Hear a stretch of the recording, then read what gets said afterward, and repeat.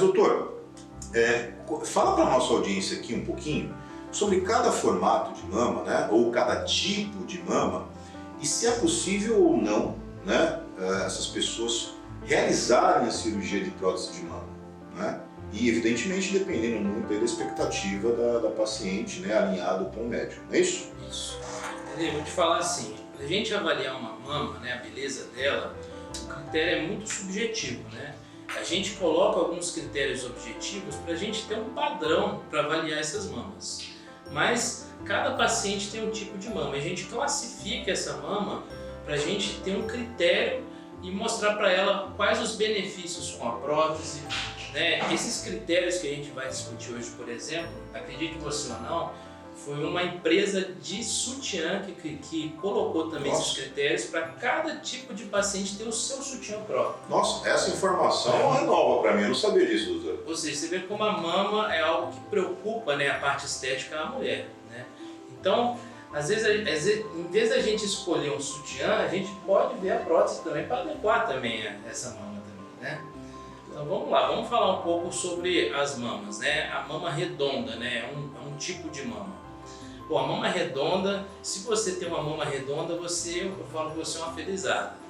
Porque é uma mama com estética, com colo bonito, favorável, né? Ela tem uma base e um diâmetro também redondo, né? E é o que a prótese muitas vezes almeja, quando a gente coloca essa prótese nas pacientes, a gente dá um colo com maior definição, dependendo da sua mama também, né? É uma mama que tem uma base arredondada. Doutor, até para que a audiência ela consiga captar isso, o senhor consegue dar um exemplo de uma mama redonda, né? Fazendo um desenho, alguma coisa assim, para poder identificar isso? Vamos lá então, vou fazer um desenho aqui. A mama com a base redonda, ela tem uma areola quase no meio, né, da mama, né? Então essa areola, ela tem um formato assim bem legal, assim, ela ficou um pouquinho assimétrica, mas a mama ela é redonda, né? Ela tem uma simetria boa. Então quando a gente coloca a prótese, geralmente a paciente pode ter uma mama redonda e está infeliz também com relação ao volume. Então qual vai ser o benefício da prótese? Aumentar esse volume, porque às vezes só a mama redonda às vezes não deixa a paciente satisfeita, porque ela vai colocar um sutiã e às vezes falta esse volume, a falta desse volume, ela sente uma falta do colo, né? E o benefício da prótese nessa mama é realmente definir bem o colo, que é um formato de mama que favorece isso. Perfeito, muito bom, muito bom. Então assim, essa mama redonda é esse o benefício. Mas temos outros tipos de mama também. Às vezes a mama pode ser redonda, mas ela pode ter uma assimetria também, ou seja, o que é a assimetria? É uma mama diferente da outra, né? Essa mama diferente, a gente muitas vezes tem que utilizar próteses diferentes, né, para a gente compensar essa diferença entre as mamas, ou então, como a diferença pode ser mínima, às vezes a mesma prótese também já dá um resultado bem legal, né? A gente consegue volumizar essa mama, dar mais colo para ela, né? A paciente se sente muito mais satisfeita, às vezes usando um sutiã. Então isso fica um critério bem legal assim para a gente indicar. A mama assimétrica, ela pode ter graus de assimetria, doutor, assim? É um pouco diferente ou tem algumas que são realmente muito diferentes da outra? Bem lembrado. Existem graus de assimetria na mama, né? Às vezes a mama ela pode ser duas mamas pequenas assimétricas, né? A gente classifica esses graus, ou duas mamas grandes assimétricas. Isso tudo a gente modifica o grau da assimetria, tá? Então assim, isso define qual prótese que a gente vai utilizar. Perfeito. Ou seja, se for uma mama assim, por exemplo, a direita ela é ligeiramente diferente da esquerda, a gente consegue trabalhar com um volume X de prótese. Isso. Se nós tivermos uma mama direita com um grau e a esquerda bem acentuada essa simetria, aí teria que ser uma prótese diferente. Seria mais ou menos isso? Isso, exatamente. Muito bem. Então isso vai definir qual prótese que a gente vai escolher, tudo bem? Mas existem também as mamas separadas, né, que são mais separadas, espaçadas que a gente fala. Então essa mama, a gente realmente tem essa distância entre elas aumentada, né? Geralmente esse colo, essa região medial da mama, geralmente a gente vê às vezes uns 3 dedos até 2 dedos de distância, né? Nessas pacientes, o formato da mama, a região central, vai ter uma definição bem diferente, tá? Diferente das pacientes que têm um estreitamento da região central da mama. O senhor consegue dar um exemplo, fazendo um desenho para a gente entender mais ou menos como que é essa mama espaçada, doutor? É importante a gente mostrar isso para a audiência, porque pode ser que do outro lado aí tem alguém que se identifique, né? E aí de repente fala assim, puxa, será que eu posso colocar a prótese? Né? E assim, volto a dizer, dependendo da sua expectativa, é possível que sim, né? Mas vale dizer que é muito importante você passar em consulta com um especialista, né? Para ele poder indicar para você o melhor tipo de prótese. Então vamos lá. Aqui o desenhista, Dr. Alexandre. A gente tem um aumento dessa distância das mamas, e esse aumento, às vezes, a gente tem... Qual que é o benefício da prótese? Ela vai preencher um pouquinho mais a região central dessa mama, né? Então esse é o benefício. Às vezes a paciente tem essa mama separada, Alexandre, mas a gente tem que colocar essa prótese redonda, que ela vai preencher mais a região medial, e preenchendo mais vai melhorar o formato da mama, né? Muito bom. Vai dar mais definição para essa mama.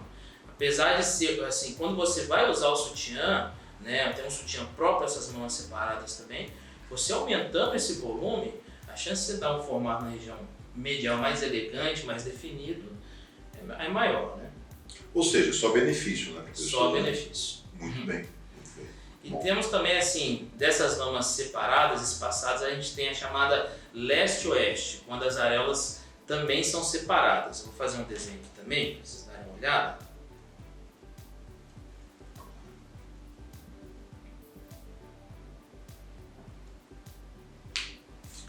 Não sou dos melhores desenhistas, não. Essa separação aqui a gente também consegue melhorar muito com a prótese, né? Nesse caso, doutor, é porque a auréola ela fica mais para um lado, né? Ou seja, ela não está na região central. Ela não está na região central da mama, né? Então ela fica mais jogada para esse lado e a outra para o outro lado. Isso também isso se enquadra também com uma simetria ou não, doutor? É um tipo de assimetria também, né? Mas a gente fala mais assimetria com relação à areola, né? Não com relação ao tamanho da mama, né? Então, com relação a isso, a gente tem algumas próteses que podem, sim, a gente tem a técnica pode colocar a prótese um pouco mais lateral para a gente colocar ela mais assim na região central, próxima à areola, compensar essa diferença. Então é benefício também a prótese. Olha só que legal, hein? Não sabia disso. Isso é muito legal também. Muito bom mesmo, bacana. Perfeito. E uma coisa que eu queria que o doutor falasse um pouquinho também, doutor, seria sobre a flacidez, né? A mama com flacidez. Muitas pacientes, às vezes, perguntam, puxa, minha mama é flácida, né? Será que eu tenho que fazer mastopexia? Ou será que eu posso colocar somente a prótese, né? Então eu queria que o doutor pudesse falar um pouquinho sobre isso também. A flacidez da mama, né, que provoca a queda da mama, que chama de pitose, né, pitose mamária, a gente divide em graus, né? Então assim, de acordo com esses graus, a gente tem que ver se a prótese ela é cabível para essa paciente. Mas, na grande maioria, se ela almeja o aumento do volume, se ela quer melhora com relação, na hora que ela utiliza o sutiã, a prótese muitas vezes, a mamoplastia de aumento, né, a prótese silicone, ela já satisfaz essa paciente. Mas sempre ela tem que passar em consulta com o especialista, né? Claro. O especialista orientar ela, ver até onde ele pode atingir a expectativa dela, tá bom?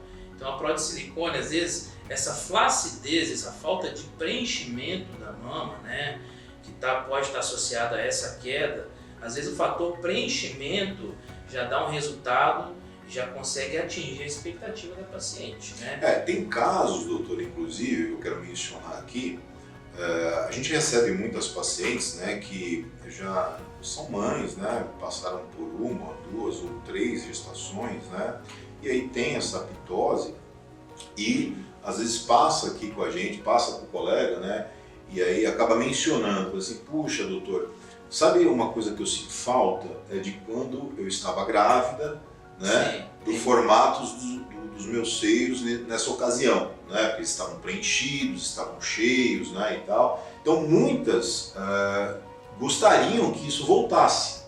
Sim. Né? Então, falo isso pelos relatos de outros médicos aqui da Silicone Center, acredito que com o doutor também já deva ter acontecido isso, né? Sim. Né? E aí dentro dessa expectativa é possível. Sim, né? É porque é o seguinte, muitas vezes a paciente chega e acha que a prótese, assim, o fator dela de preenchimento, ela vai ajudar também a dar um formato melhor para essa mama, né? Porque a queda, a pitose da mama, às vezes está associada à alteração do formato dela também. Ela fica murcha, né, que a gente fala, né? Vamos falar de um jeito para todo mundo entender, ela fica murcha. Então a gente aumentando esse volume, melhorando esse formato, muitas vezes ela vai alcançar isso aí, né, com o fator de preenchimento que vai dar essa prótese. Então isso aí vai melhorar para ela, por exemplo, ela vai usar um sutiã, não vai ficar aquela flacidez, aquela... Sabe quando você coloca o sutiã, o paciente coloca e fica aquela sobra ainda entre o sutiã e a mama? Então isso também é um fator que a gente pode melhorar muito com a prótese, né? A paciente chega, doutor, ó, além da minha mama cair, eu coloco o sutiã, parece que o sutiã ainda está vazio, né? Aquele espaço entre a mama e o sutiã continua, né? E a pele com a pele bem flácida, que não dá um aspecto muito bonito e não deixa ela satisfeita. Então muitas vezes a gente preenchendo, colocando a prótese, dando volume no terço superior, que é a parte superior da mama, acho que é bem legal. Pode atingir um resultado bem satisfatório.